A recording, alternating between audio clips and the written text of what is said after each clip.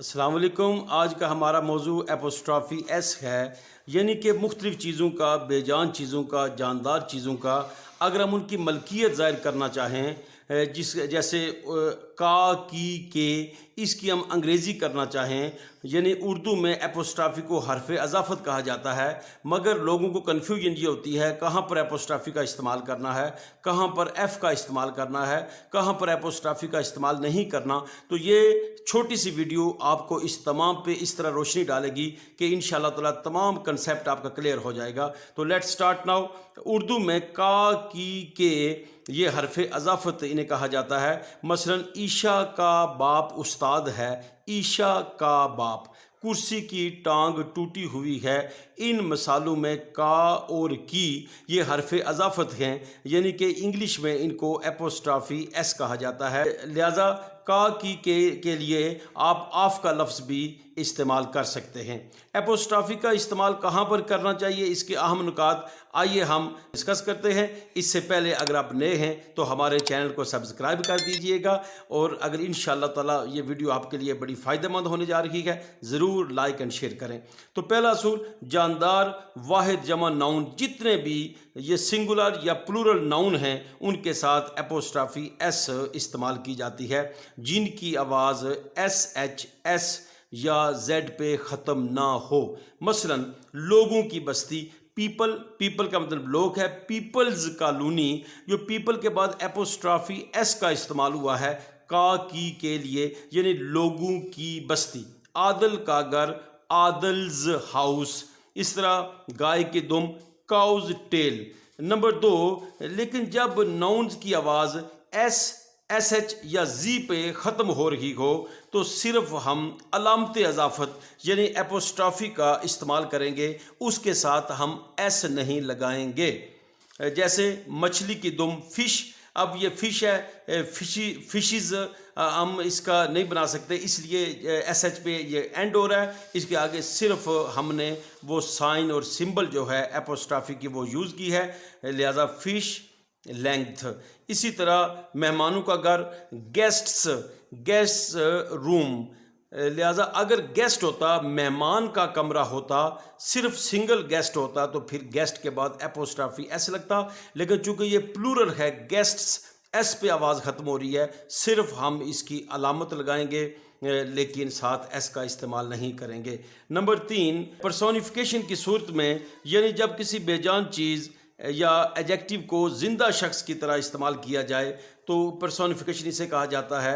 जैसे हुस्न जगह जगह रक्स करता है, ब्यूटी तो रक्स नहीं कर सकती, लेकिन उसको वजूद दिया गया, उसको मुजस्सम बना के पेश किया गया, तो इसको पर्सोनिफिकेशन कहते हैं। लिहाजा पर्सोनिफिकेशन में भी हमें एपोस्ट्रॉफ़ी एस का इस्तेमाल करते हैं। जैसे मौत के दरवाज़े पर। अब मौत का दरवाज़ा तो नहीं होता, लेकिन पर्सोनिफाई किया गया है, ये पर्सोनिफिकेशन है। लिहाजा एट डेथ्स डोर। इसी तरह एट ड्यूटीज़ कॉल, फ़र्ज़ की पुकार। सारोज टीयर, गम के आंसू। लिहाजा हुस्न की देवी, ब्यूटीज़ ग्लांस, यहाँ पर एपोस्ट्रॉफ़ी एस का इस्तेमाल किया गया है। नंबर 4, ऐसे नाउन के बाद जिनसे वक़्त का इज़हार हो, मसलन आ डेज़ जर्नी, एक दिन का सफ़र। जैसे आ वीक्स हॉलीडे, एक हफ्ते की छुट्टी। एट ऑर्स वेट, एक घंटे का इंतज़ार। इसी तरह ऐसे नाउन के बाद भी छोटी सी जगह जो ज़ाहिर करते हैं उसके बाद भी एपोस्ट्रॉफ़ी एस का इस्तेमाल होता है। एट आर्म्स लेंथ, एक बाजू की लंबाई। एट स्टोन्स थ्रो, थोड़ी दूर।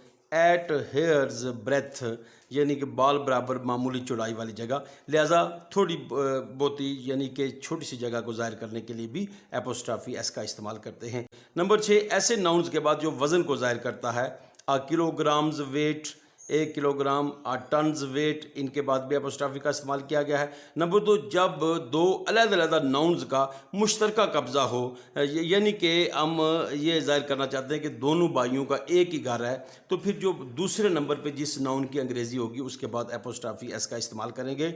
जैसे आदिल और बादल का घर, तो दोनों के साथ एपोस्ट्रॉफ़ी लगाने की ज़रूरत नहीं है, चूँकि दोनों का घर एक ही मुश्तरका है।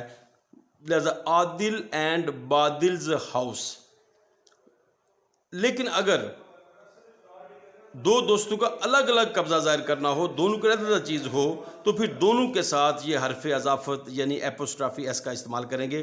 آسم کی کتاب اور نیم کی کتاب، لہذا آسمز اینڈ نیمز بک دونوں کے ساتھ اپوسٹرافی ایس کا استعمال کریں گے، دونوں کا علیحدہ علیحدہ اس چیز پہ قبضہ ظاہر ہوگا۔ Number 9، someone, somebody, anyone else وغیرہ کے بعد ملکیت ظاہر کرنے کے لیے ہمیشہ اپوسٹرافی ایس کا استعمال کرتے ہیں۔ Anybody's bag, somebody's pen, someone's radio etcetera, اس طرح۔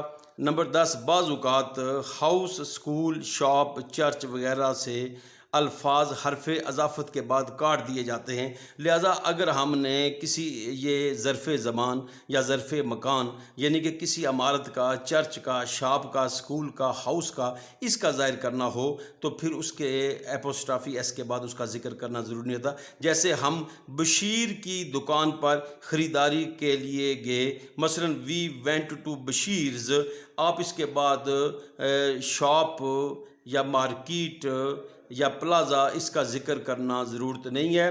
بشیرز اپوسٹرافی ایسا آ گیا تو اس کے بعد یہی ظاہر ہوگا کہ یہ اس کی شاپ کا ذکر ہے۔ We went to Bashir's for shopping. Number 11، بے جان اشیاء یعنی ان کا اگر پوزیسو کیس شو کرنا ہو تو پھر آف کا استعمال کرنا زیادہ بہتر ہے، لہذا اپوسٹرافی ایس کا استعمال عام قسم کے بے جان اشیاء کے ساتھ نہیں کیا جاتا۔ اوپر ہم ذکر کر بیٹھے ہیں پرسونیفیکیشن کی صورت میں ہم بے جان اشیاء کے ساتھ اپوسٹرافی ایس لگاتے ہیں، لیکن عموماً آپ کا کی کے لیے، ملکیت کے لیے آف کا استعمال کریں تو زیادہ بہتر ہے۔ جیسے کھڑکی کے شیشے،